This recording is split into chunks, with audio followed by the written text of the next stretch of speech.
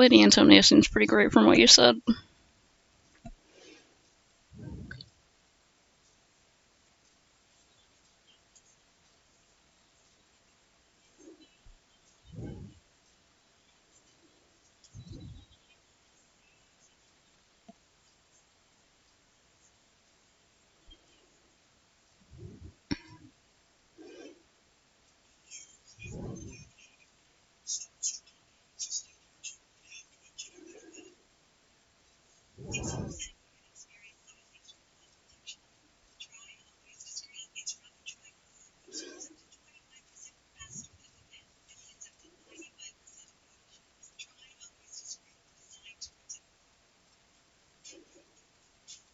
Let's start going up a little bit on it.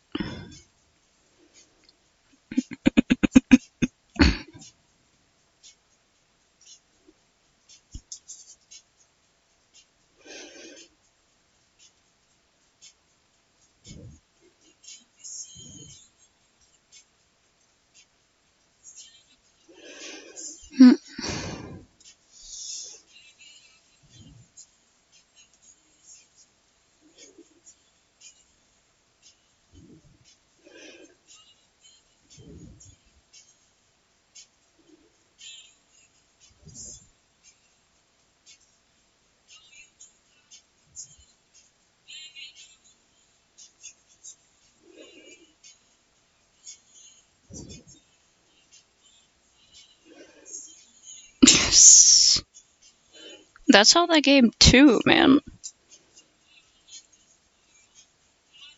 Oh yeah, I think about Night in the Woods a lot. It's just like lives in the back of my head.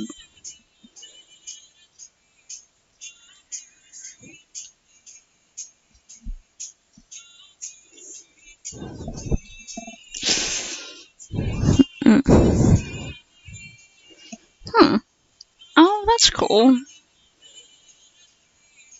That's a fun idea for a weapon crafting system. Okay, where about the bridge of the nose would be about the eyes, so.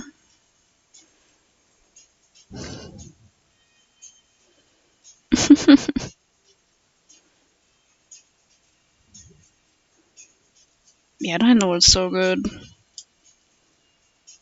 I played it like twice, doing different stuff each time. Especially because the first time I played it was on my previous laptop I had, which was having a real hard time with it. She's more down to her nose than that.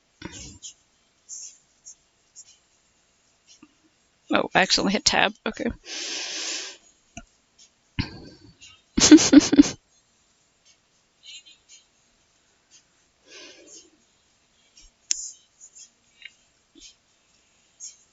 Ah. Good luck with that. Spiritfarer made me tear up a whole lot. It's really filzy. And it's just really good and also really fun.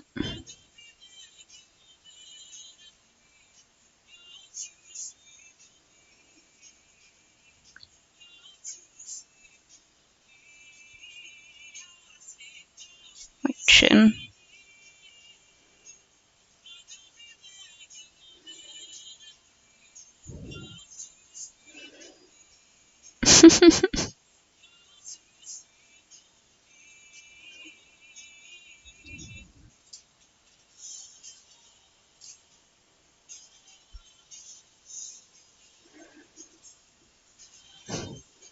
Oh yeah. Night in the Woods and Spiritfarer will do that to you.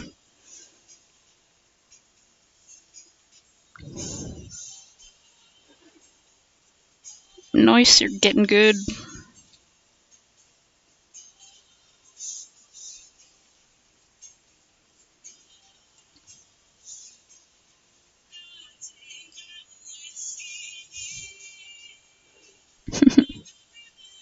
Yeah, Dark Souls wins, next.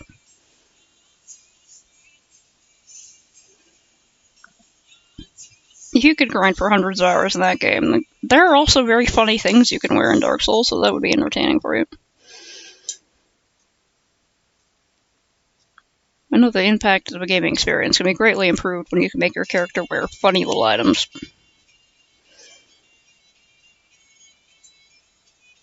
This really adds to it.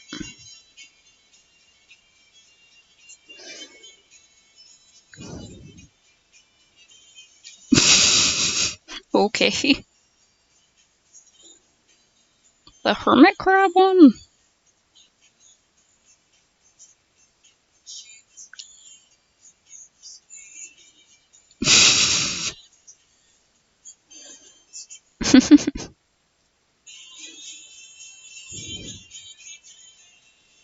Do you already live in a small town? Or was I confusing someone else?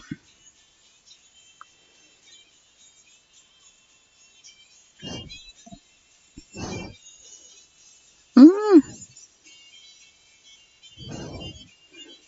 Nah.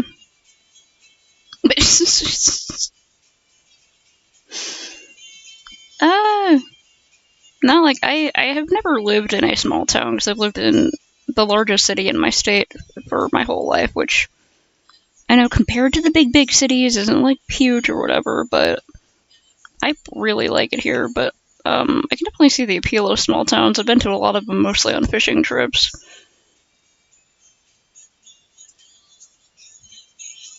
If you found a place where you just felt better in and you're able to move, go for it.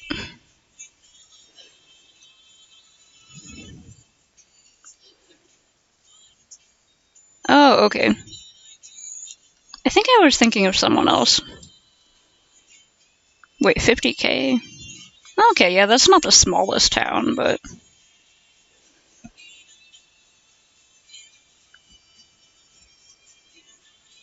Haha, mood.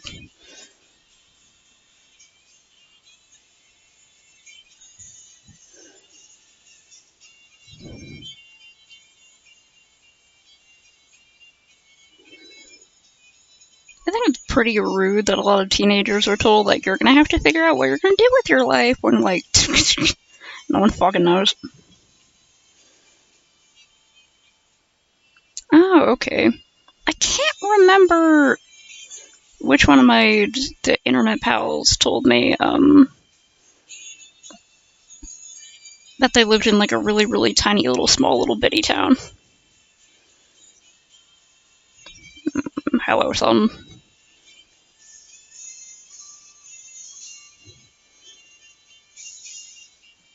I'm working on the line work for this turnaround commission for a friend, but I have this up as a reference, and I have the same canvas size for Valen, and I'm going to try to sketch out his next. Also, this is me and B after Bubamukam. Bubamukam.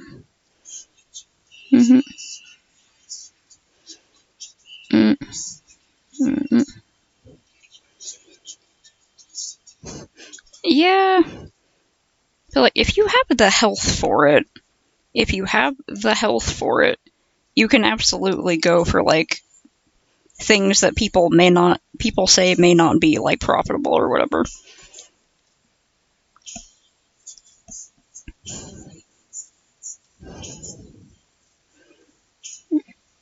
Oh yeah, I could also marry someone who's rich.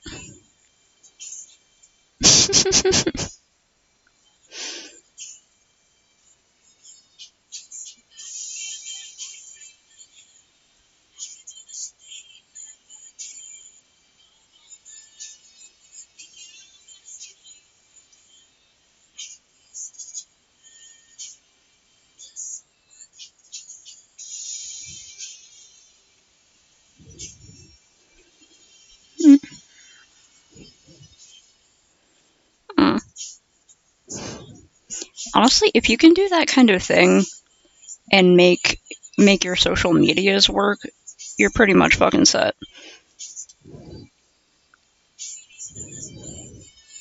But that is a lot of work.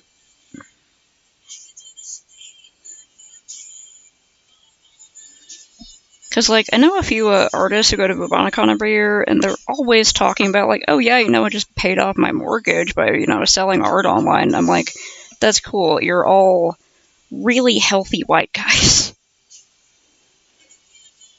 who are sociable and have a lot of connections are really on top of like your social media stuff, and you're like consistent and present at conventions, and you probably have never had to have a medical scare in your entire life. So I'm like, it's great for you, but they're always like, if I could do it, anyone can. And I'm like, yeah, okay. And that's not even chasing the excuse. It's just like, I can tell that they've never had anything that has long-term impacted their finances and ability to do things, you know?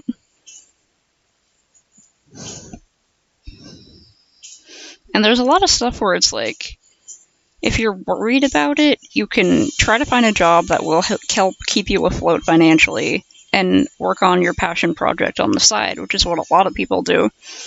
And then for some of those people, like a lot of the writers and artists and stuff that I've met or heard talk at places like Bubonicon, it's like they worked on their passion project for a long time because, it took a long time because they weren't getting paid off it. And then when they were able to make it work, they were able to do that full time.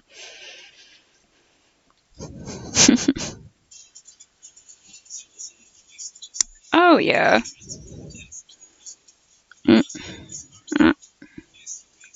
I forgot to play this because I was rambling.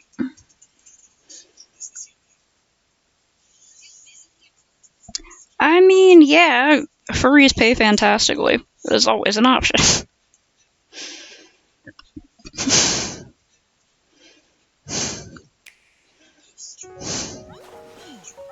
Yeah, but I mean, you'll be able to have written a book. I know a lot of people who are like, I'm working on my writing, and then they haven't worked on the writing for like 5 years. I was talking about Gus, but okay. I don't know, I was calling out you specifically and personally to your face in front of God and everyone.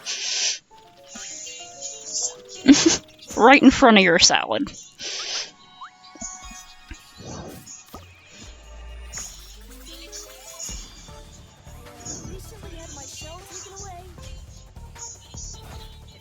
Get that treasure that John about, I'll gladly trade your shell for it. I'm gonna find that treasure! This looks really cute. I also wanted to mention the crazy murderous crabs outside trying to... Begone, little hermit, I tire of you. Yes, ma'am!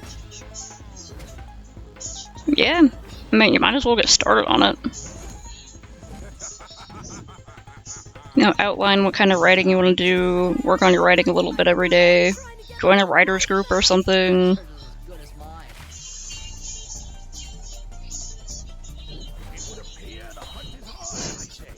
And you can totally just like work on your writing now and then develop it over time. If you don't want to show it to anyone, you don't have to. Or you could show it to people, get feedback, and then work on that.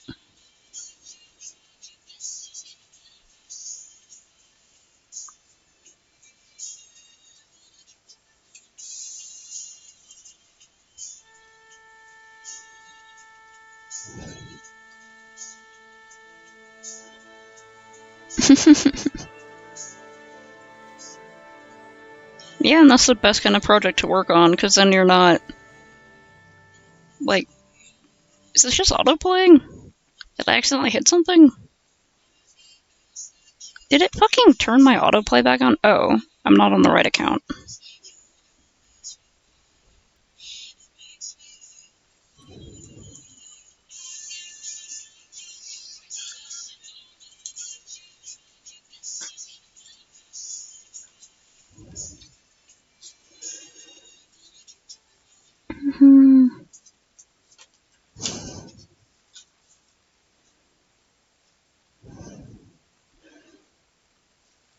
Okay, it's just not working right now. Well, just a second. I know y'all probably wouldn't use my emails for bad things, but I don't know. Hold on, let me...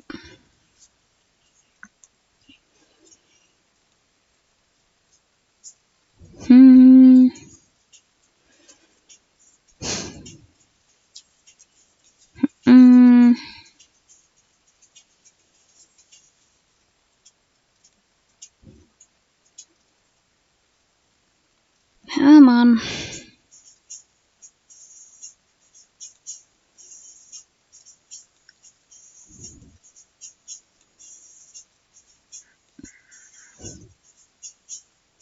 Yeah, that one.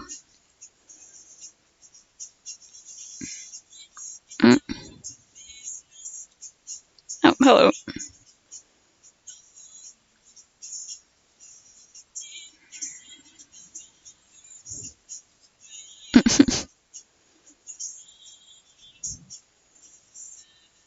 Mm.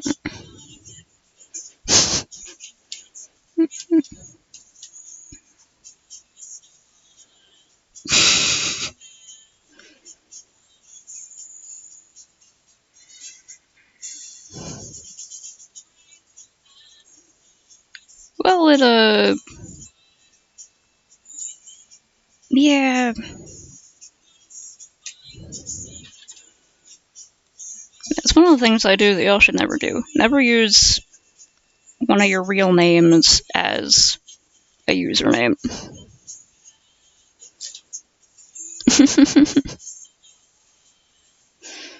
That would be pretty great, actually. Yeah, just add me to like a bunch of fucking Republican politicians mailing emails or something just to teach me a lesson. Like, never show your email online. I'm gonna fuck you up now. Now you've done it.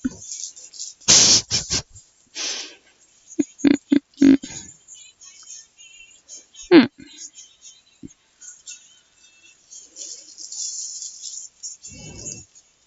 That'd be pretty funny.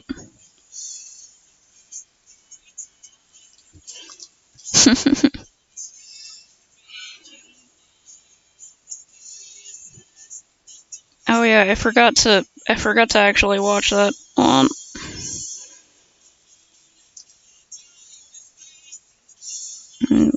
It's this one.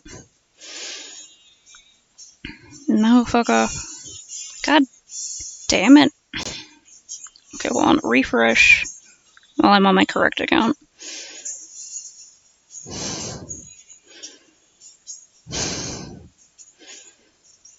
Yeah, I heard there was like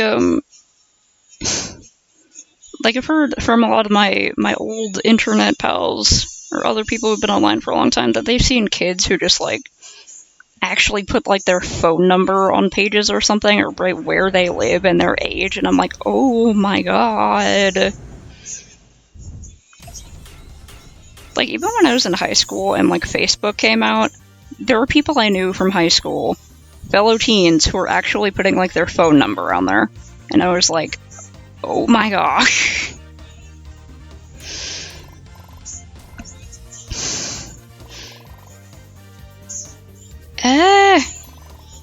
Jesus Christ, that is not good. Yeah, when I was a kid, it was pretty, like, there were a lot of internet PSAs going around, like, never put your name, your real age, your real address, your real like that on the internet. And it became popular for parents especially to get the message like, hey, there's a lot of fucking creeps on the internet. If your kid goes around saying, hi, I'm Timmy and I'm 5, that's not good.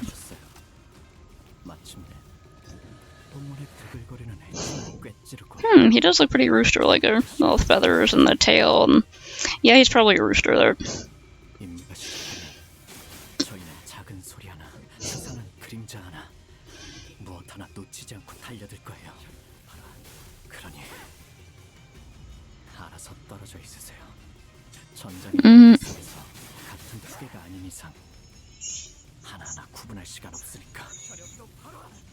Yeah, Sinclair the Cock Ninja. He's right, he is a cock ninja.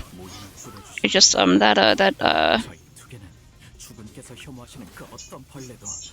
Cock Ninja sounds like something from the 2000s internet. Rats.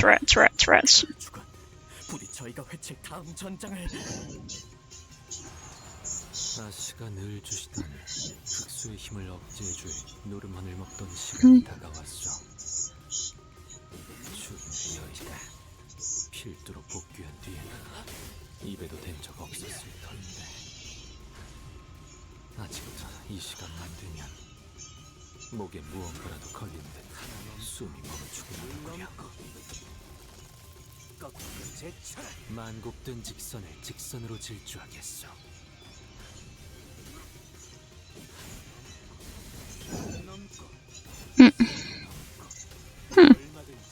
Cool. Oh, it's a whole new game mode? Cool. 발굽 소리 나고 모래는 일거라. Oh, cool. 메아리 치거라. 도망칠 곳 없는 길목이거라. Oh, that's cute. 말대로 악신품은 역적 베어냈으니 부디 공문은 두려워 말고 나아가거라.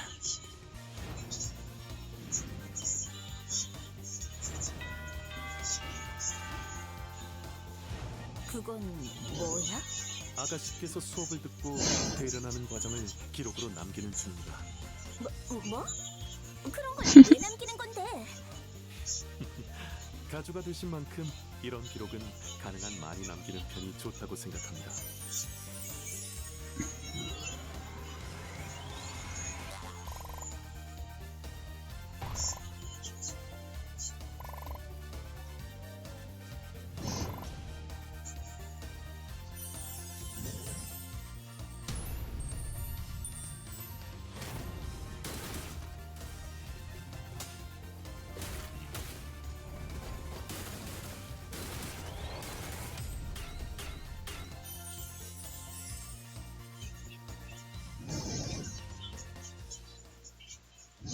Oh, dang.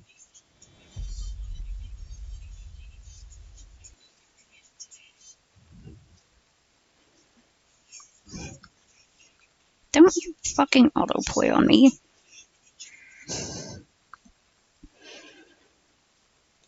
Some cool designs in there. I didn't read, like, all the... I can't remember what this was about. Why do I have this on here? Well, it's a minute. I don't think this is really, like, good changes. Okay, That's on the list. Johnny.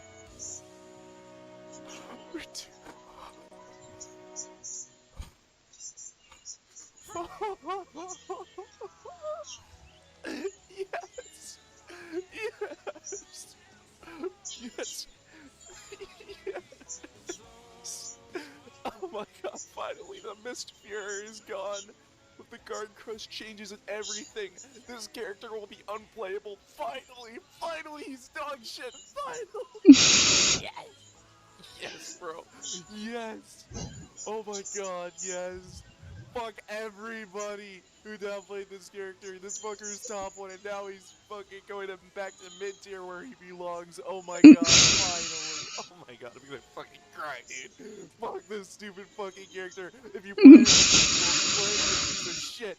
Fuck. I hate this character so much. It's unreal. This character, I fucking hate the way he walks. I hate the way he talks. I hate his general presence. Oh my fucking god. Oh my god. This is the best morning to wake up to. Holy shit, fuck this character. I'm going to be playing the shit out of Strive again. Oh my god.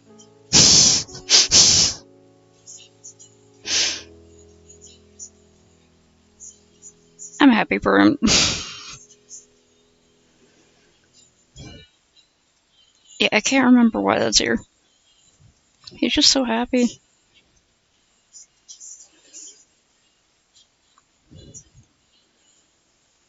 Yeah. We the rats. Pray at night, we stalk at night. We're the rats. I'm the giant rat. He makes all of the rules. See what kind of trouble we can get ourselves into. I love that.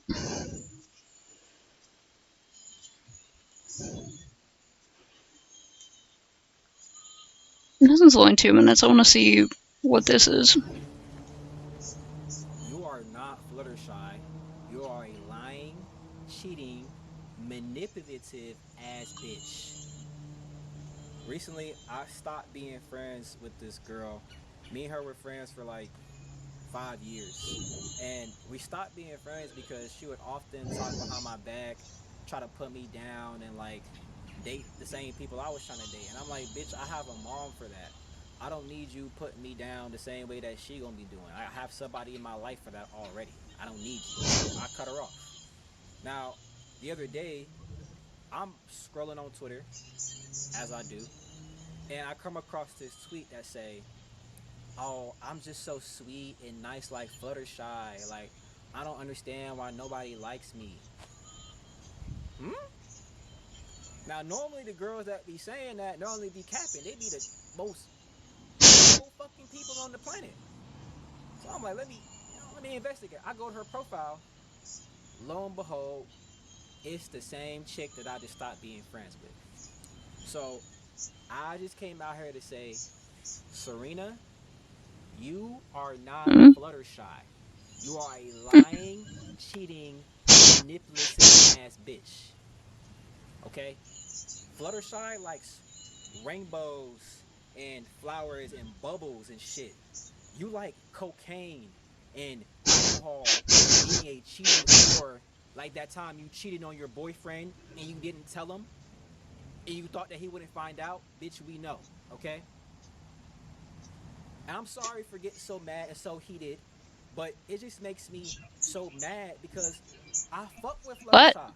Fluttershy cool as Oh, hell. okay. So she be staying to herself No, for that's me. fine. I don't need it. She Thank really you. don't really talk much, not really with the drama. So it just makes me mad when bitches that all be running their mouth and be with the drama tries to compare themselves to her. Bitch, you're nothing alike. And the next fucking time me and you talking about her, I'ma send some niggas to send after you to shut you up for good. Period. But yeah, if you guys like what you see, make sure you like, comment, subscribe, and ring the bell to join the ride. Yes, constantly. As always, I love you guys. Hope you have an amazing, beautiful, and wonderful day. And Witchcraft. I will see you guys in the next one. Peace.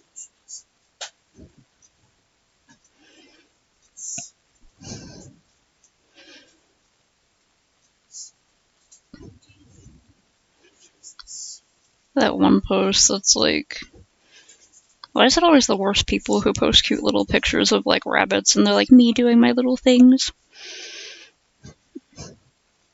Alright, y'all, imagine this. You are a member of one of the 3 great clans in your society. Your father was one of the greatest assassins of his time, being an anomaly, being able to escape cursed energy, and eventually becoming one of the greatest assassins of all time. Being his descendant, you yourself inherit the clan curse technique, the 10 Shadows, in which, being fully mastered, could be able to rival the strongest himself. That said strongest is actually your caretaker, your mentor, and he ends up training you to become the strongest. And after years of pain, suffering, and working to be the best, you still turn out to be a worthless, bitch-ass nigga. Megumi Fushiguro, Jujutsu Kaisen's greatest potential man. Just wait until he masters the 10 Shadows, they say. His complete domain is gonna go crazy, they say. But when it all comes down to it, this kid is trash. To all the 6 Megumi fans that are still here, I think it is time that we had some uncomfortable conversations about your GOAT. So please sit down, because this is Yeah, I'm gonna probably watch the series eventually because it's like it's a battle shonen, right? I'll probably check it out. Is so trash. The first one I would like to go into is his fighting skill. This kid has no hands. Genuinely, I would put my life savings on Helen Keller, a Hanzo man without his right arm, and a half-dead Stephen Hawking to take this nigga in a 3v1. That's how bad his hands are. Every time he get into a fight, he look like he's fighting either Ghost or his father. Cause every single time he be swinging that air. And even when he does land a hit, which is rare, that shit does like 1 damage per attack. And it's funny, cause dude is literally trained by Gojo, the CEO of Hands R Us himself. Dude be handing out combos like he work a 9 to 5 at Chick-fil-A. And on top of that, his father is Toji, and that itself is self-explanatory. It's like being the son of Kobe, getting mentored by Braun, and still coming out like Killian Hayes. And if y'all don't know who Killian Hayes is, Killian Hayes with the dribble on the wing, screen from back. the only time Megumi actually successfully beat people up is when he's going up against these niggas. Give me freedom, give me fire, give me middle schoolers or I retire. And the fact that he's the only one out of all these 3 not to hit a backflash is insane. Even in the manga, not only is Kugisaki a woman in Jujutsu Kaisen, but she has had half the screen time that this bum has, and she still hit a backflash. Personally, I know who my GOAT is, but his fighting skills have so much potential. That fight really showed us what he could have been. When I saw the way bro was tweaking out, talking about some, oh, what the hell? Man, I was hyped. I had never seen bro move like this before. He was tweaking, jumped a dude in his own domain. Look at these moves. He was never this raw. but that's all this nigga has. Potential. 99% of the time, we can't see him show off his skills because he's gonna try to kill himself before he starts cooking. It's like grilling a hamburger and turning off the stove right when the pan starts to heat up. Now, moving on to my second topic of discussion, we got bag stealing and not having that dog in him. Starting with the former, making me need some NordVPN. If I had a nickel for every time this dude got his bag stolen, I would have two. Getting your shit snatched once is bad enough, but twice? That's when you start to have those conversations. Let's start with the first time. That shit that happened against Sukuna was wild, and it still pisses me off to this day. How are you gonna attempt to summon Maharaga again, fail, and then get force-fed like a baby? Then you're gonna get your shit snatched not only in front of your best friend, but your girl too. That is insane. And then have that nigga putting up better numbers than you ever did in your own body? Yeah, it's raps. That new web panel really ticked me off, cause he really had the potential to make it like this. Had Maki spooked cause she never seen this nigga move like this before. But getting your bag stolen in a non-canon game is even crazier. Cause how you gonna be this trash? Check this out, bro. You got cooked by Treasure of Bones and Fetus. You are trash. Now, moving on to the ladder, not having that dog in them. Jujutsu Kaisen is filled with characters that have that dog in them. Yuji has that dog in him. Naruto has that dog in him. Maki, Yuta, hell, fucking Panda, they all got that dog in them. Even me will be doing shit from time to time. But when you zoom into Megumi, there's nothing there. Every once in a while, you'll see those glimpses of potential. But when you zoom Yeah, in closer, instead I of would seeing a mostly dog, check this you see out out one of of them like little ass chihuahuas curiosity. that be nipping at your ankles. That's him. No dog. I'm the type No who, like, if I goal, just no don't future, really like a just straight series or if I'm ass. not This vibing with dude it, I'll always just fights leave. scared. He acts like I he don't playing watch one a of whole those thing out anime of some contracts weird and when he sense of messes up, they cook him. completionism. Now, I get this is because of his tell my mom I love her, tell her yourself as mindset that he got going on. But you are one of the users of the greatest or second greatest curse technique of all What time, if one bro. of the weapons Stop turns being out to be scared. great, though? Now, moving on to the last topic of discussion, we got the 10 Shadows. Now, the 10 Shadows is probably, if not the deepest bag in Jujutsu Kaisen. I'm talking Kyrie handles type deep. Put bro in any predicament and he can find his way out of it anytime. Bro got 10 whole Shikigami, but every single time we get into a fight, the only thing he uses is this bird, these rabbits, and this damn dog. And it's sad cause bro has so much potential with this technique. The 10 Shadows is probably one of the best techniques for hand-to-hand combat. You could be out here doing a 9v1, running a whole train on your opponent, and they would be able to do nothing to stop you. Sukuna versus Yorozu was a prime example of this.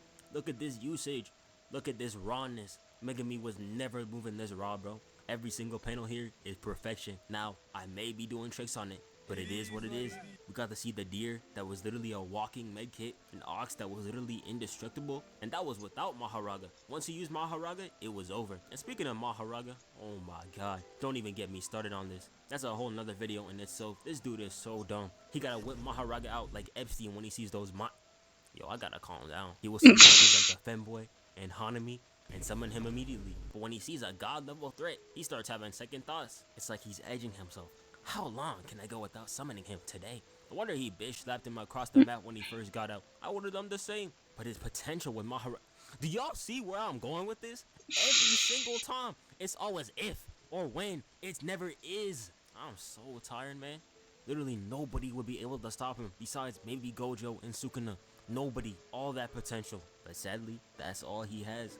He will never rival Gojo. He will never complete his domain. He will never meet Toji unless it's heaven. He will never hit a Black Flash. And he ain't coming back. He is a worthless, holeless, potential-taking bum. And I never want to see him again. Before we end off, I'd like to say that this video was sponsored by Anime Express. Yes, I finally got a sponsorship. Yes, sir. Anime Express has a variety of merchandise from your favorite anime such as JJK, Naruto, Demon Slayer, and others. They got cool stuff like hoodies, t-shirts, necklaces, and this dope-ass sword over here. Personally, I'm thinking about getting this Choso t-shirt because as much as I hate on bro, this shirt is Make raw your as eyes a shit. bit And if you want blunter. 10% off, use my code NOAH10 at checkout.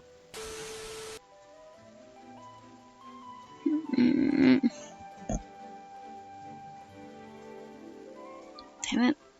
Let me pick this up and put it in order.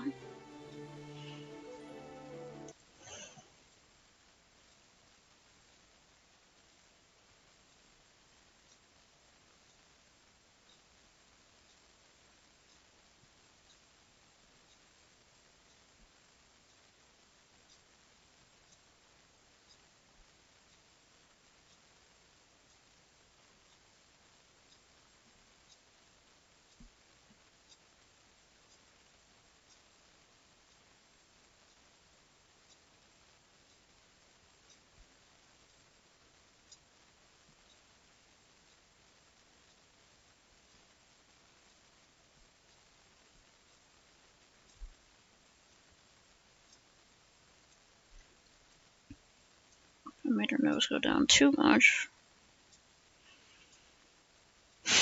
Hmm.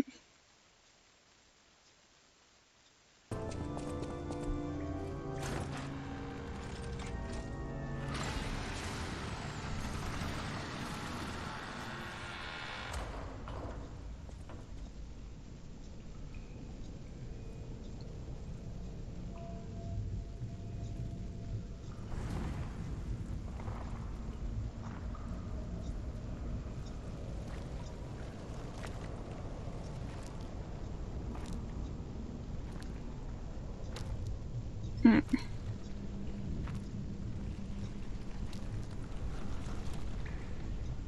Why am I struggling so much with this nose? Oh, I like this thing.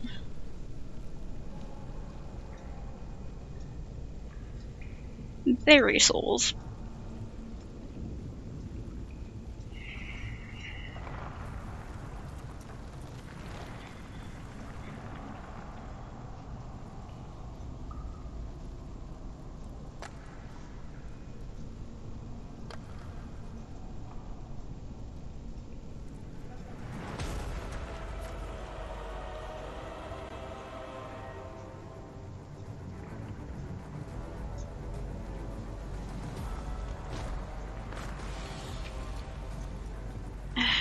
What am I doing wrong here?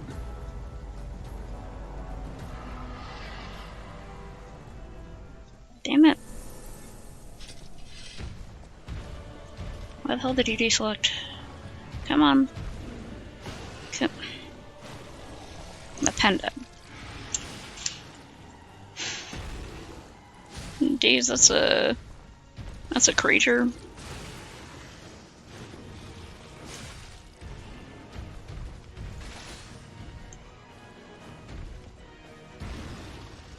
Yeah, this is very Dark Souls.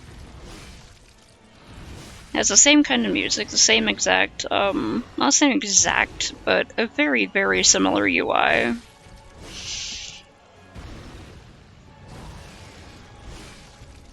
Similar monster design. Similar weapons and movements. Was this also made by FromSoft?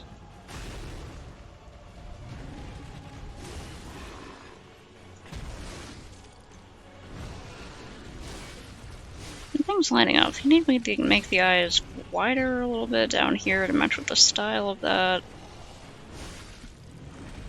I think I gave her a lot flatter nose in the front one.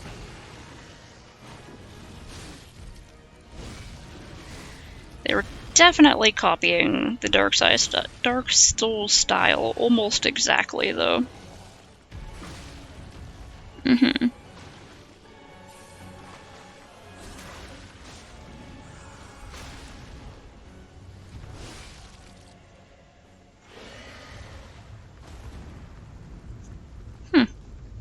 Yeah, this thing's pretty nasty. It's a really fun design. Is it gonna split in half? It looks like it's a giant mouth. Mm-hmm, okay.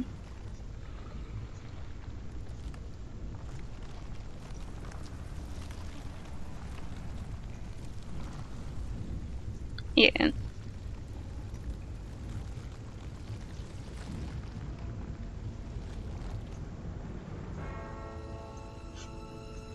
Sometimes I'll have something lining up perfectly and it just doesn't look like the same person from the side.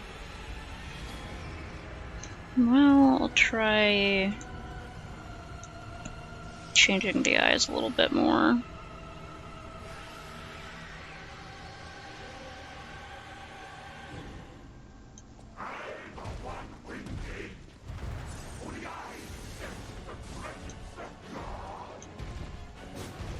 Mm-hmm.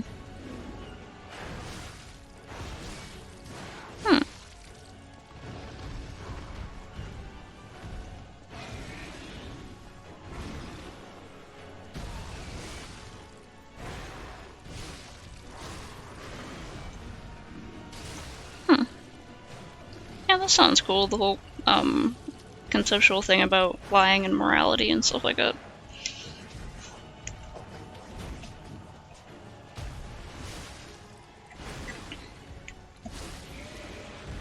Mm-hmm.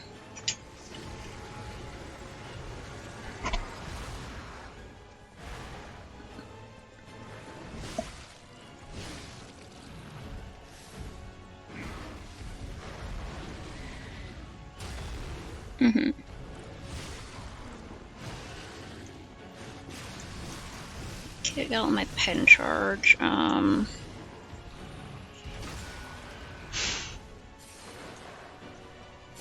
don't really have anything I can work on while my pen is charging. Close this. Alright, I'm gonna do a similar illustration to this, but with Valen. Ugh.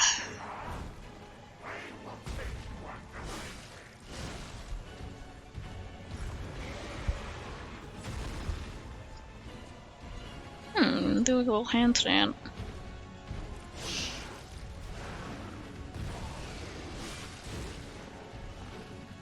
I do like that this thing Chris scoots around on its two little leggies.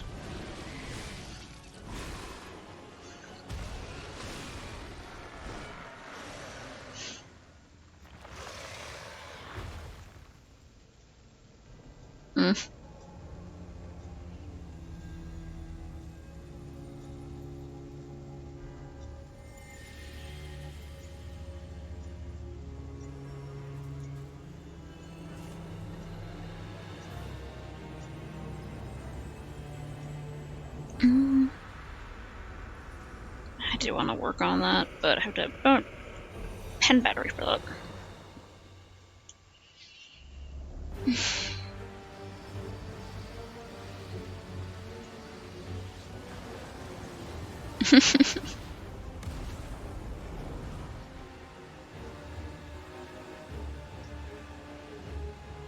And now, the stage is set.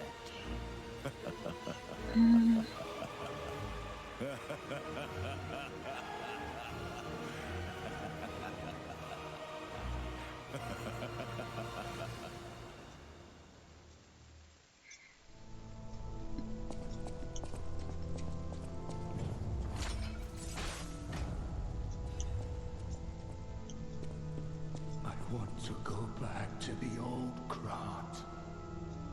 The old me. Yeah, I guess it would be more, Overtook. ray gun gothic. Which is like, I know Dark Souls is usually more medieval, but there's a very small, sort of obscure genre called ray gun gothic, where it's essentially like steampunk, but you can also have like ray guns.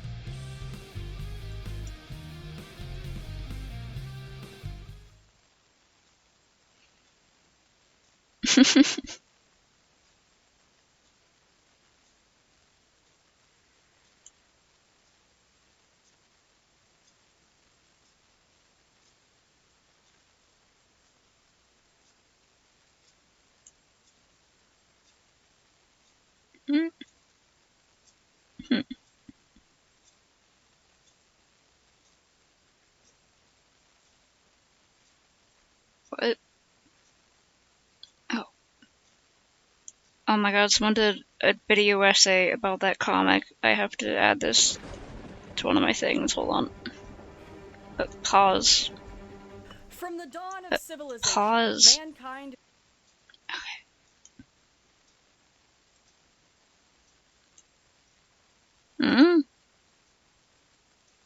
Hold on.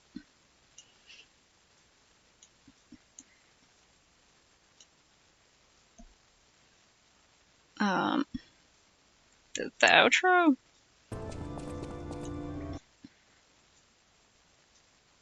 Stage is set. It'll get there.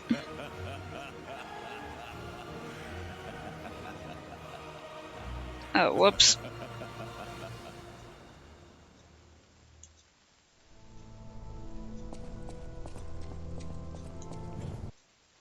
Character seems to like his head kind of twitches sometimes.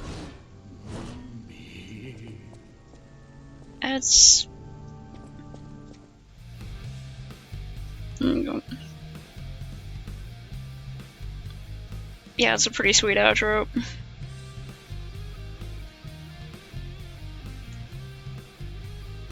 Rad.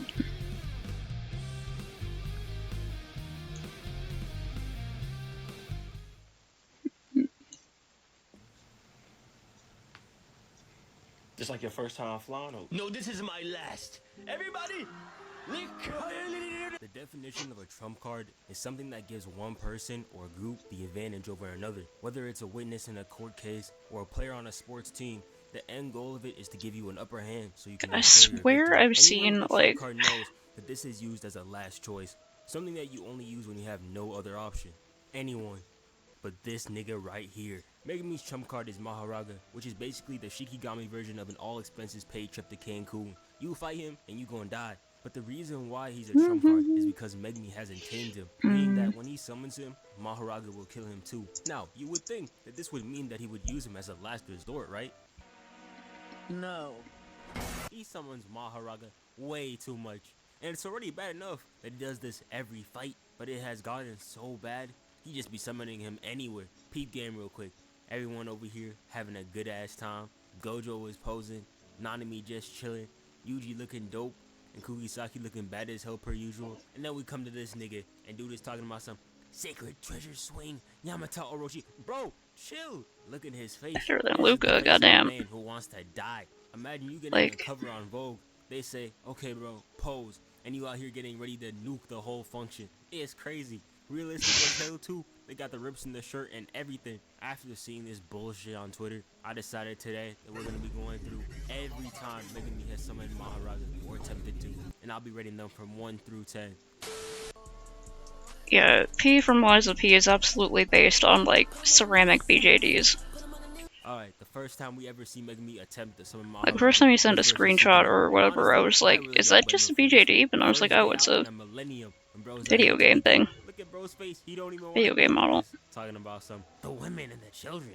Yeah, after that. Is it, no like, the bad common thing, though. Not really much styles to talk about of here. them? It was a very valid summon. If he does summon him here, Gojo can just wipe He was both Maho and absolutely Sukuna, inspired and by them. JJK would have never Being a puppet existed. or a doll or a robot or whatever. I rated it 10 out of 10. Yes. Actually, ball-jointed dolls. The second time Megami attempted to summon Maharaga was surprise. I'm sure surprise. the latter Then, exists. Long story short, Megami gets the ass whooping of a lifetime, and you could tell he was about to get cooked. I guess because it's he like when was I shaking started in the people beginning. using the It was like a whole HJ washing to mean machine. half To this day, joking, and I wouldn't was have like, thought hand he was job? this dirty. Nigga Because was me hitting and everyone album in my, covers, like, whole going through generation were residential like, buildings. It was sad. the only- And after that whole ass that's beating, the he only finally does what he should have done in the acronym we first know place for that. and gets ready to summon. But Itadori takes over, and that's it. Anyway, this is gonna be an 8 out of 10. It's gonna be It's a the- smart opportunity, but if Maho does kill Sukuna, and since Gojo is out of town, he's just gonna go on a fading spree across Tokyo, and nobody wins. So yeah, 8 out of 10. Damn, my voice deep as hell. Tell you about the time Keith tried to deep fry turkey. Third-degree burns over 90% of his body.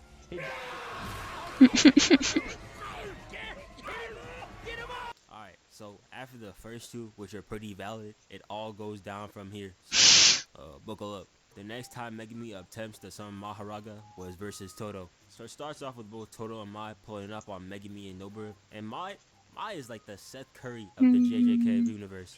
They both can shoot, they both talk a lot of shit about their family and can't back it up.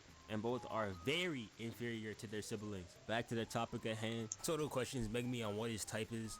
And all bro really had to say was Ice Spice or Taylor Rooks or Pink Panther. That's my type, by the way. But this dude's first course of action is to immediately think of his sister. Like, is that not odd?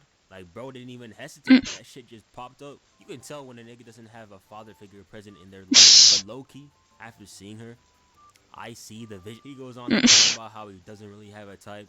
And as long as one's character is unshakable, he doesn't really... He will really go to unimaginable lengths to rizz up the hoes. Y'all know damn well he don't care about some unshakable character. He just yapping, and everyone's gonna be like, oh, but he rizzed up my... Bro, that is his auntie. Game is not game. So yeah, after that bullshit, I would have had to beat his ass too. And beat his ass, he did. I might have to take a step back when I said Sukuna was his worst ass beating. Cause not only did bro get his shit ran, he got cooked in front of the hoes too. At least with Sukuna, nobody was around, and he's the king of curses, so it doesn't really matter if you get his ass beat by him. But you're gonna get cooked by a schizo just because your taste is boring? Yeah, it's raps, buddy.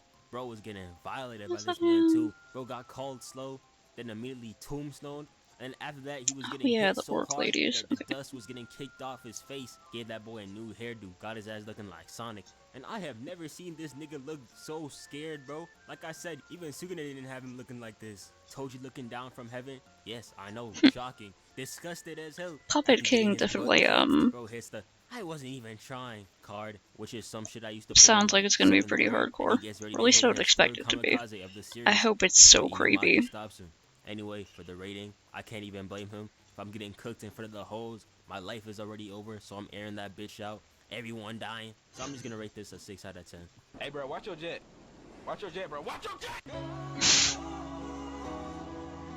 The next time bro tries to summon Maharaga, wasn't even that long after this, was versus Hanami. And this time, bro, yeah, I do that too. Deep game. The veil just got pulled out, and Hanami pulls up on Kamo, Megumi, and Inumaki. And when I saw this lineup, I knew shit was about to go down. And by go down, I mean they were about to get their ass beat. And when you look at this lineup, it really makes sense. We pulled up with the orphanage big three, Megumi running the 1, the dude who got the song for being named after Kamo Clan Hitler running the 2, and Toge Inumaki. Now, I really don't know if Toge has parents, but dude can't even say what's good okay. without cursing someone for eternity. So, as far as I'm concerned, you're fatherless to me. They tried some of their weak-ass grade 4 attacks on her, but that shit does no damage. So they do what they're good at and run away, only stopping once to stall her. Yeah, okay, I did. Alright. That boy Inumaki can so it looks fairly outside, and they finished. a plan that they think will stop Hanami. Long story short, I'm just kind of looking through old files to see what I left unfinished. This goofball manages to get snuck. If there's anything I might be able to finish soon. It's up to Megumi. He takes one good look at Hanami and says something. I ain't gonna lie, I'm getting cooked. Bro wasted no time whipping it out. But the GOAT Inumaki steps in and says, let me handle this, little bro. And oh yeah, I guess I can work on the script for that comic I have to work on. His throws out here looking like he got stripped. Now, did that attack do anything? No. Was it raw as hell though? Hell yeah, 10 out of 10. Anyway, this summon was a good 5 out of 10. Bro didn't even try to fight until Inumaki stopped him. But the next time he attempts to summon Maharaga, ain't even 2 minutes after this. So to start off, Maki comes in all tough and shit here to save the day. And I ain't even gonna waste y'all time with this. They didn't do it. They were really out here hitting in swaps and wombo combos looking like they were cooking. But there was nothing on their stove. Niggas did a whole lot of nothing and let themselves get packed up. And this shit right here was so funny, bro. Why do you need a printer connection? Trying to psych himself into killing himself. Like, what's wrong with you, bro? Printer ain't even working right now. Second appearance of the day. But luckily, Maki tells him to put that shit away. Because Todo and Yuji are here to save the day. As for the rating, bro always acts like there is nobody in the area to save him. In reality, help was like 2 seconds away. So I'ma rate this 4 out of 10. So after this, Megumi doesn't really summon Maharaga that much, at least for the rest of season 1. He attempts to summon him one time, which was against the Fingerer. And thanks to this bluff, we were able to see his best performance yet. Every time I see this, I wonder, where did this shit go? Cause bro was out here moving like he never had before, looking tough as hell while he had it too. For a moment, he actually convinced me that he was the son of Toji Zenin and not some homeless kid from the orphanage that he picked up off the street. Anyway, since this is a bluff and he cooked up in this fight, this gets a 10 out of 10. After this, we get a little break. Megumi the what? attempts to summon Maharaga twice in Shibuya. Did he say the Fingerer? And this is only after he gets cornered, and this is after he stood on business saving everyone's sorry ass against the Gon. The poor bear. Was the bear rabbit or something? If you weren't gonna do shit as a fighter, surely they could have relocated the bear. And obviously, he failed at that. The next and first time he officially fought Maharaga was against this piece of shit, Haruta. And this was hella valid. First off, bro was about 1 step away from visiting his father for good this time. And Haruta deserved this for real. I would have done the same.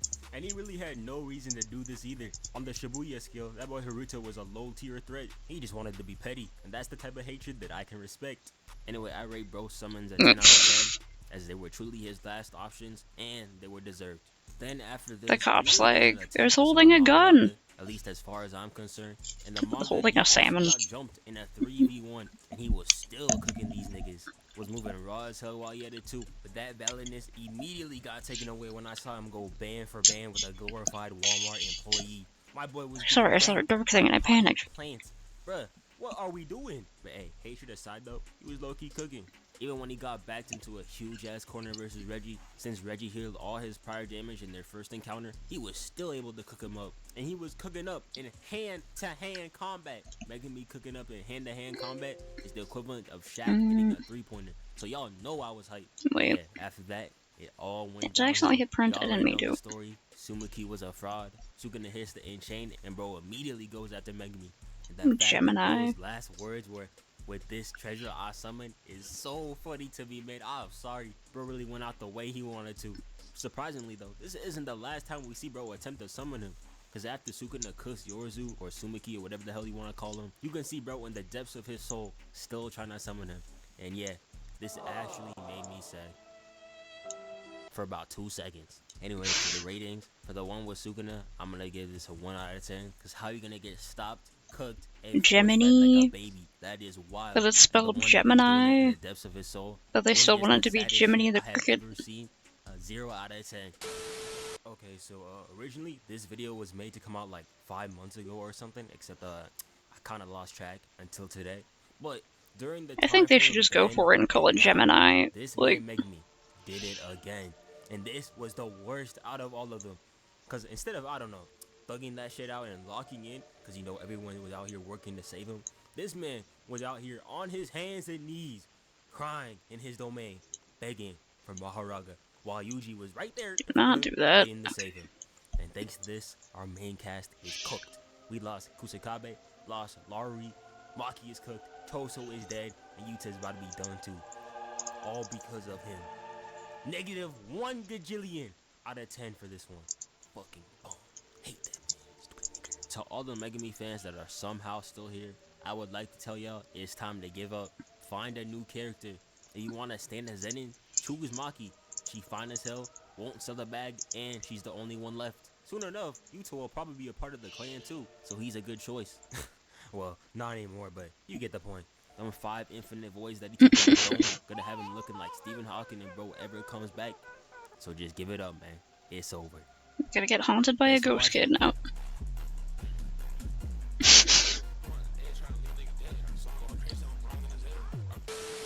Before we end it off, this video was sponsored by Anime Express. Anime Express has a variety of merchandise from all your favorite animes, such as Jujutsu Kaisen, Naruto, Demon Slayer, One Piece, and others. They got a variety of stuff and cool things, such as hoodies, t-shirts, necklaces, and this dope ass sword over here. Personally, my favorite is the Choso hoodie, cause as much as I be hating on bro, this shirt is tough as hell. And if you want 10% off, use my code NOAH10 at checkout. Link in the description. And yeah, thanks for watching.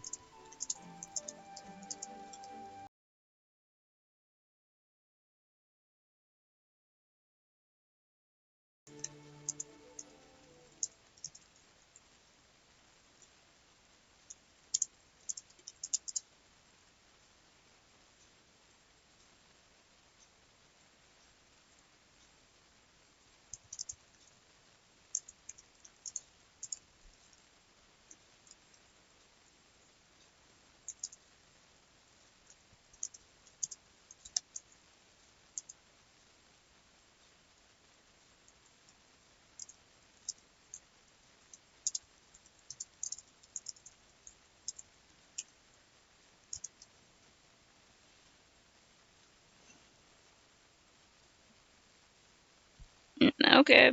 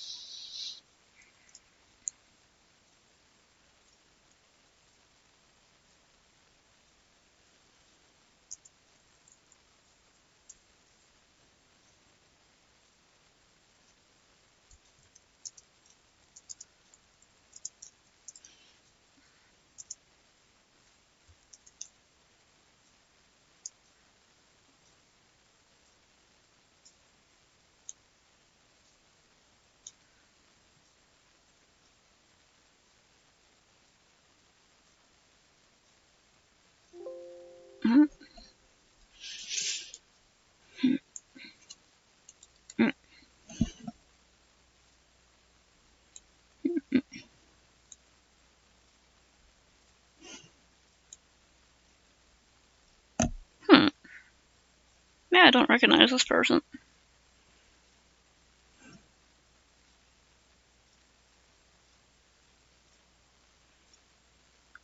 So another video on the side I want to save for later.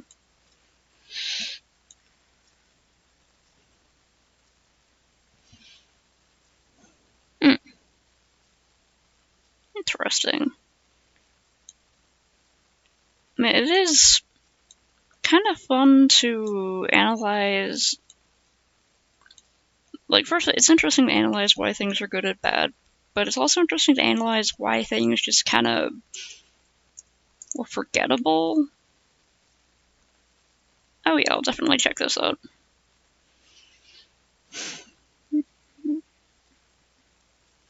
It's probably a little later, so I get.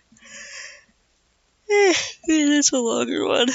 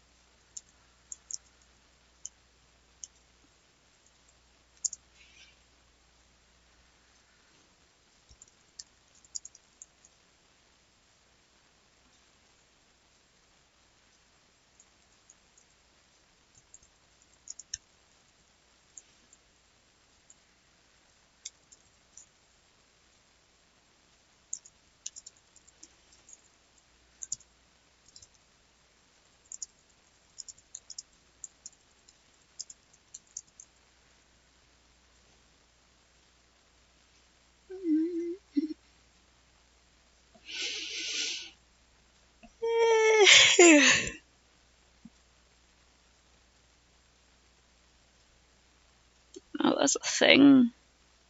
Green monster.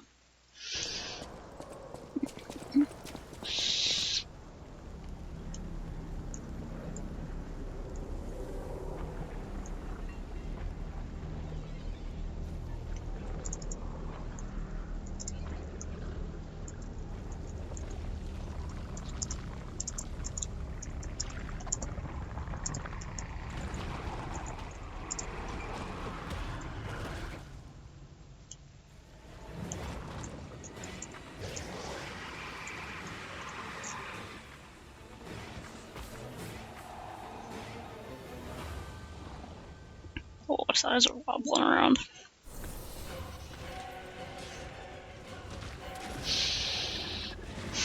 What is that weapon?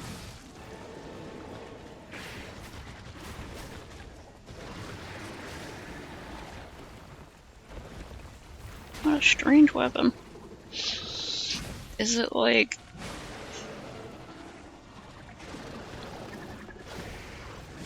It's hard to get a good look at that weapon. Oh, geez.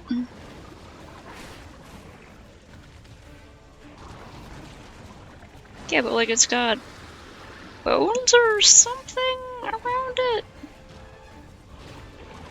It's almost like a rib cage, kind of. It does seem to have a blade, a big flat blade on one side.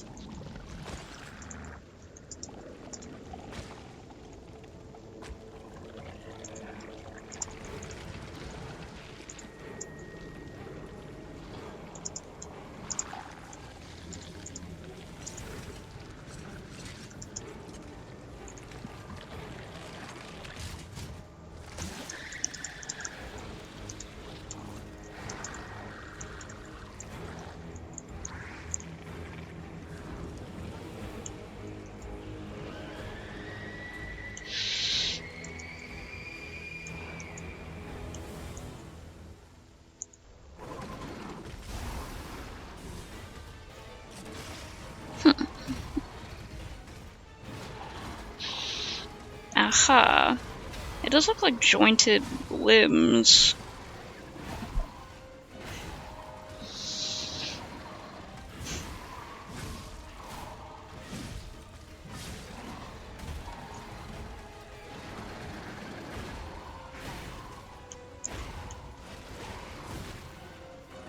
Yeah, I don't know why sometimes I still write the UGH. I prefer THO to TOUGH so much. But sometimes I still write the UGH.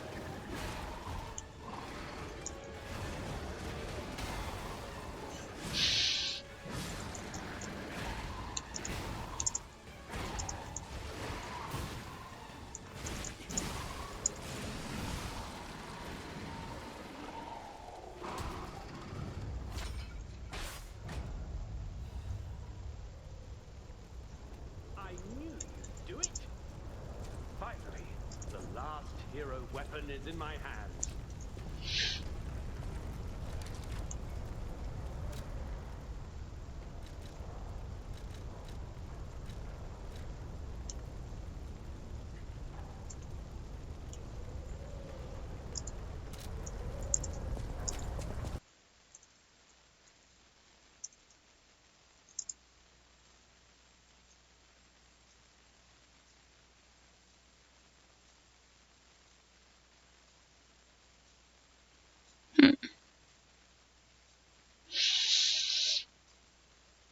Scraped Watchman?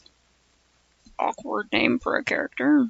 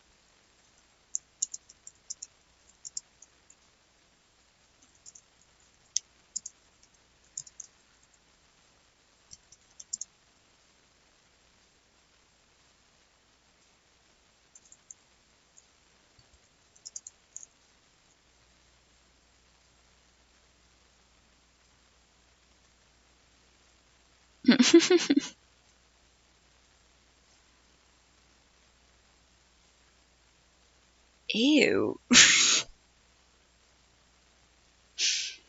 That's a really gross weapon.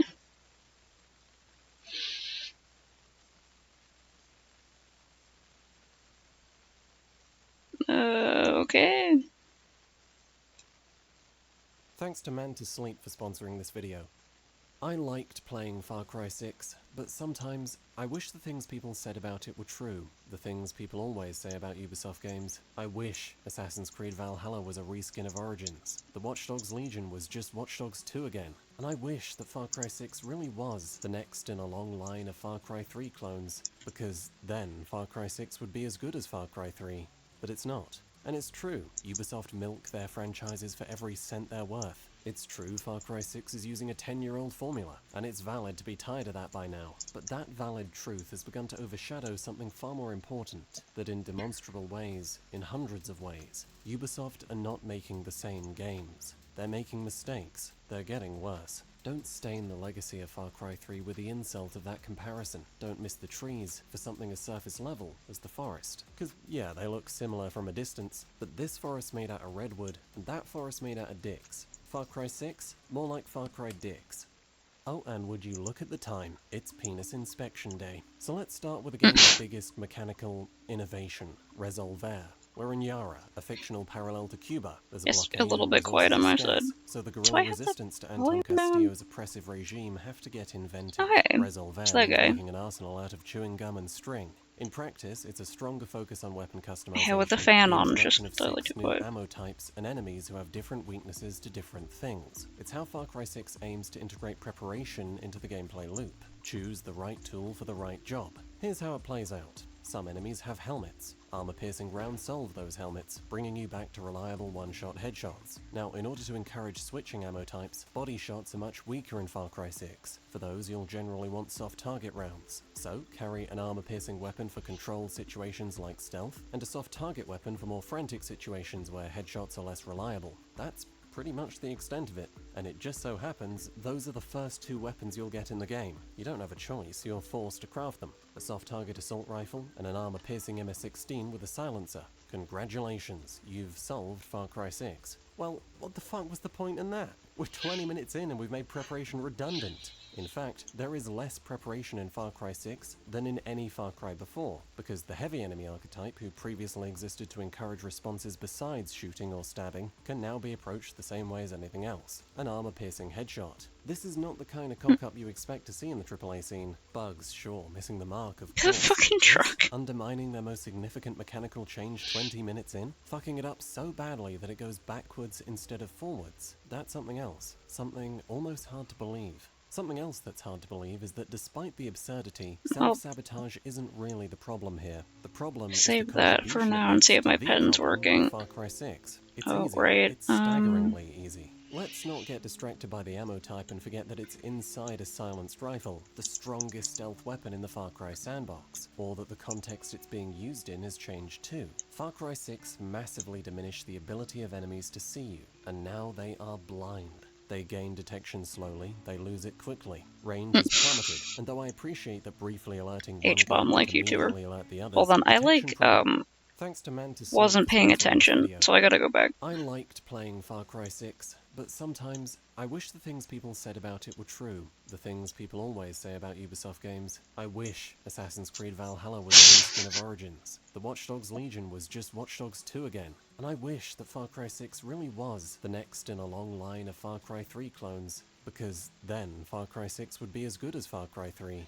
But it's not. And it's true, Ubisoft milk their franchises for every cent they're worth. I really like Far It's Cry true 3. Far It's Cry the 6 only is Far using a Cry that I 10-year-old played. formula, and it's valid to But be I had a tired of great it by now. time. But that valid truth has begun to overshadow something far more important. That I in like the demonstrable story and ways, characters in it. hundreds of ways, Ubisoft are not making the same games. They're making mistakes. They're getting worse. Don't stain the legacy of Far Cry 3 with the insult of that comparison. Don't miss the trees. He has such for a something fancy as boy surface level voice. as the forest. Because, yeah, they look similar from a distance, but this forest made out of redwood, and that forest made out of dicks. Far Cry 6, more like Far Cry dicks.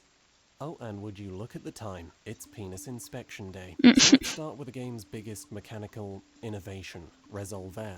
We're in Yara, a fictional parallel to Cuba. There's a blockade and resources are scarce, so the guerrilla resistance to Anton Castillo's oppressive regime have to get inventive. Resolver means making I didn't even know there an was a arsenal out of sixth chewing gum and one. string. In practice, it's a stronger focus on weapon customization, the introduction of 6 new ammo types, and enemies who have different weaknesses to different things. It's how Far Cry 6 aims to integrate preparation into the gameplay loop. Choose the right tool for the right job. Here's how it plays out. Some enemies have helmets. Armor-piercing rounds solve those helmets, bringing you back to reliable one-shot headshots. Now, in order to encourage switching ammo types, body shots are much weaker in Far Cry 6. For those, you'll generally want soft target rounds. So, carry an armor-piercing weapon for controlled situations like stealth, and a soft target weapon for more frantic situations where headshots are less reliable. That's pretty much the extent of it, and it just so happens those are the first 2 weapons you'll get in the game. No choice, you're forced to craft them. A soft target assault rifle and an armor-piercing MS-16 with a silencer.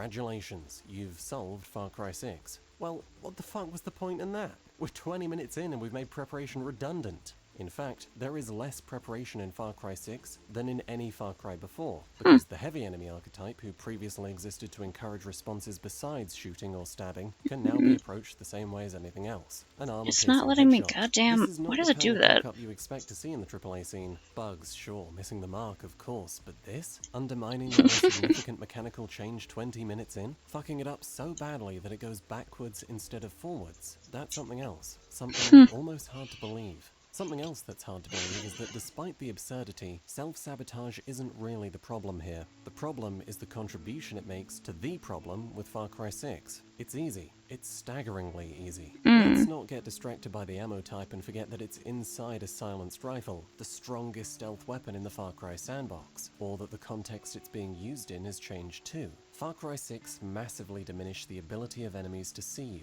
and now they are blind. They gain detection slowly, they lose it quickly. Range has plummeted, and though I appreciate that briefly alerting one guard won't immediately alert the others, detection propagation is now at the opposite extreme, and the screams of one guard will only give the others a vague impression. Put that and your gun together, and you get a stealth experience that can be difficult to take seriously. You can reliably wipe out entire squads standing next to each other because it takes so long for them to respond. You can pop in and out of cover like a mole man. Right, it's not that deep, and then it's like, to figure out where it's coming from. You can because you've been taught to think of it as like it's all a joke, it's all just trolling the libs. Repeatedly and still have enough time. And as if there was any tension left to lose, the easiest way of finding enemies in Far Cry 6 is to throw There's like a pretty large part of propaganda in history of fascist or otherwise ultranationalistic nations where they try to sort of minimize things.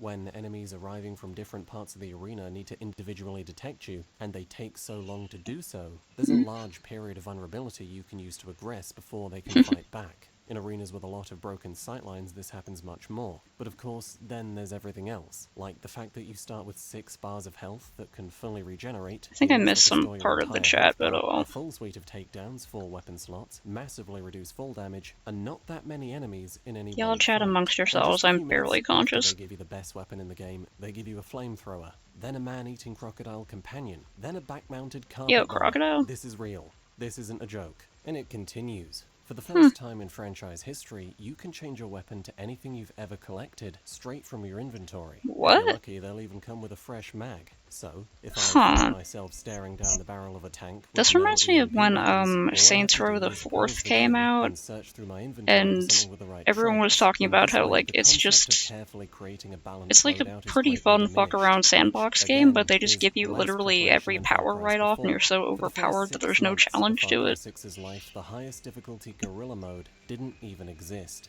And having used it on my 3rd playthrough, it does mean that you can't actively mock the game quite as often, but it's still easier than Far Cry 3 or 4 or 5 on easy. Right, it's like, well, he could have just killed them, but instead he enslaved them. Isn't that better? And it's like, It makes no difference to stealth because it doesn't change. Interesting argument there. Imagine, that has a number of profound effects. The first is exactly what you'd expect. It's not very engaging. There's satisfaction in the power fantasy, in shooting the guns, and there's fun to be had finding the best ways to clown on the game. But clowning on the game gets tiring, and encounters soon begin to feel repetitive as the range of things that are likely to happen is almost completely flattened. It's not excruciatingly boring, no, but it is. Yeah, I've heard of schools or like teachers in some schools using fucking PragerU videos as actual material, and I'm like, isn't it about combat? Enemy design. Heavies can now deploy cover, but that doesn't mean much when you can deploy armor-piercing rounds. There's medics, but so what? They're not going to live long enough to heal anyone, nor are their patients going to live long enough to be healed. It's the best evidence of my point that I forgot engineers even existed. The combat experience in this way is flattened even further. The third is what it does to the way the game feels, the role you inhabit, the fantasy you fulfill. Far Cry 6 doesn't make you feel like a predator, powerful but vulnerable. You don't feel a connection to Danny as a human being made of meat and bone, because you take the same approach to combat as a T-800. It becomes a flat and characterless experience. The fourth is what it does to the narrative. It's difficult to feel like a guerrilla forced to fashion weapons out of Coke cans and anal beads when you're better equipped than Tony Stark. When you can beat the game's tutorial island in a coma, it's hard to believe what the game wants you to believe about Anton's regime. When there's that gaping a disconnect between the narrative and the experience, it's hard to feel immersed, because there's nothing immersive about playing pretend. and you have to pretend the stakes are real. I mean, fuck me, I haven't even mentioned the car yet. You're given a personal vehicle too, an endless supply of them that can be summoned anywhere. Oh damn, maze level? Rip, dude. Nothing to be desired. It's got a ram on the front, machine guns on top, and an ammo refill at the back. And the most immediate impact that has is on the intro to the story. It's written reasonably well, but it's betrayed by the experience that surrounds it. That reminds me of thing about role-playing there. What happens in the cutscenes? I can't believe what Clara says about Yara. About how hard my brain is working so slow that I like can't talk while another person is talking because my brain can't process it. But I have a friend who is part of a historical reenactment group. And she used to be part of a Viking historical reenactment group, and now she's part of a Spanish pikemen group. And it's not too surprising to me, considering how much white nationalists in particular love to glorify the Vikings. But there were some like real fucking creeps in the Viking group. And at some point it's like, who is role-playing it as an actual interesting character study because they're interested in the history and the actual like social attitudes of the time, and who is just glorifying it into what they want it to be? Who joined because of the story that they made in their mind and how it makes them feel, and using it as an excuse to be like, well, this was history, you know?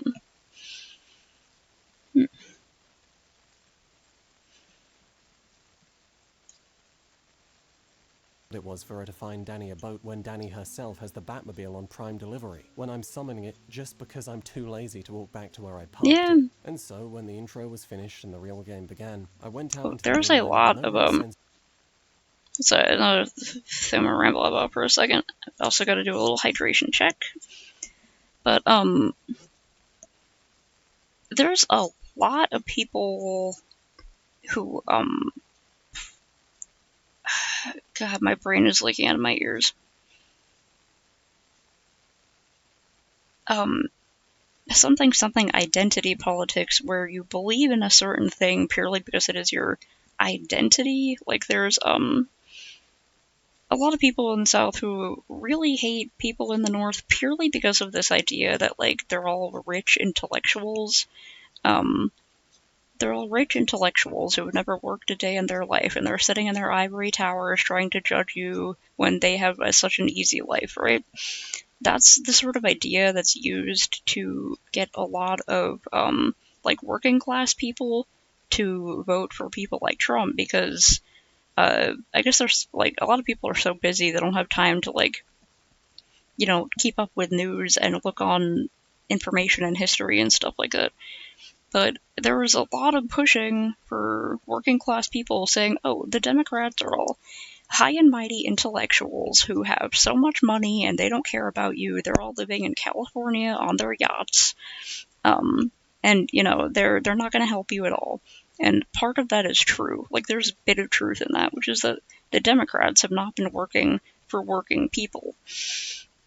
And so that was, like, a sort of a big point against them in the last election, where it's all like, you know, it's basically just using people's emotions against them to get them to vote against their own interests.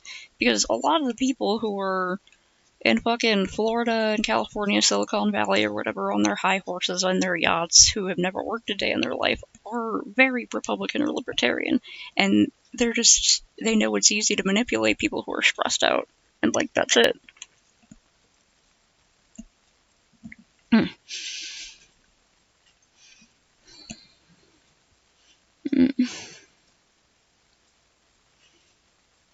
Yeah, it's like, oh, the Holocaust wasn't real, but also it was good, you know.